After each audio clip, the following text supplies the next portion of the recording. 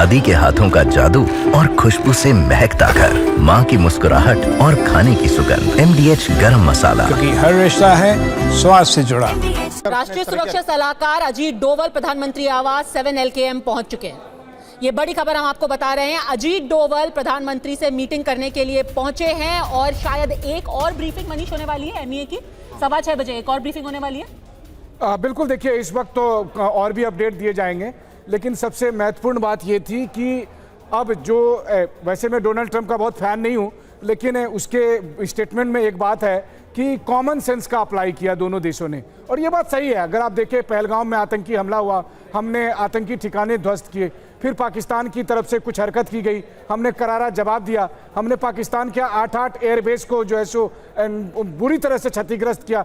तो इसके बाद ये बंद होना चाहिए था। इसके बाद कोई सेंस नहीं बनता है कि इसको आगे बढ़ाने की, अनलेस कि पाकिस्तान फिर कोई हिमाकत करे और फिर पहलगाम जैसे कोई आतंकी हमला करने की सोचे। तो इसीलिए भारत सरकार ने ये ऐलान करते हुए कि फ्यूचर में अगर फिर कभी ऐसा किया तो हम आपको युद्ध की तरह से लेंगे, लेकिन युद्ध रोकने का फैसला लिया गया। मुझे लगता है ये सबसे सही डिसीजन है, और ये प्रधानमंत्री मोदी के उस विजन का भी कंसिस्टेंसी है।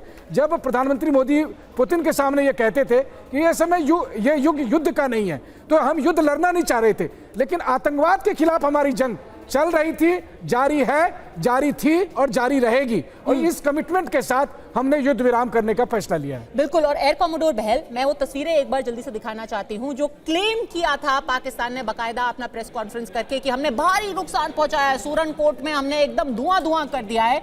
और आज हमारी सरकार ने जो सुबह ब्रीफिंग की उसमें बाकायदा टाइम स्टैम्प्ड आज सुबह फोटो रिलीज की, जहां लोग टाटा करते हुए दिखाई दे रहे थे। रनवे की तस्वीरें उन्होंने जारी की हैं, जहां पर पूरा इंटैक्ट दिखाई दे रहा है, मोराल हाई, चेहरे पर एक शिकन नहीं, और ये सारी तस्वीरें सबूत के तौर पर भारत ने सामने रखी हैं।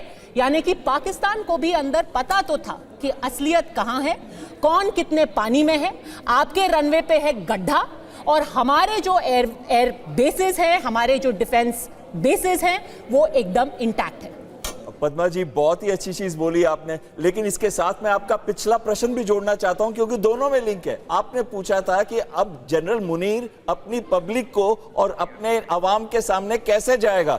उसने ऑलरेडी नैरेटिव बिल्ड कर दिया है। वो बताएगा कि मैंने सैकड़ों ड्रोन्स भेजे, सैकड़ों मिसाइल्स भेजी, मैंने इनके बेसिस को ध्वस्त कर दिया, मैंने ब्रह्मोस का नुकसान कर दिया, मैंने इतने जहाज इनके गिरा दिए। और ये जो सैकड़ों ड्रोन्स भेजे उन्होंने, उतनी बात उनकी सच थी। अभी हमारे खेतों में पड़े हुए हैं, हमारे लोग जो है उनको देख रहे हैं, वीडियो बना रहे हैं, भेजे उन्होंने, ये बात उनकी सच थी। उनका हश्र क्या हुआ वो अलग बात। तो ऑप्टिक्स वो कर चुके हैं, और ऑप्टिक्स करके नैरेटिव बना चुके हैं, ताकि अगर कोई भी सीज फायर होता है तो वो अपने देश के सामने प्राउडली खड़े होकर कह सके कि एक छोटी सी आर्मी ने रेजिस्ट किया। आपको क्रिस्टियन फेयर की स्टेटमेंट तो याद है, resistance will look as if it is a great victory. बिल्कुल। दादी के हाथों का जादू और खुशबू से महकता घर, माँ की मुस्कुराहट और खाने की सुगंध। MDH गरम मसाला, क्योंकि हर रिश्ता है स्वाद से जुड़ा।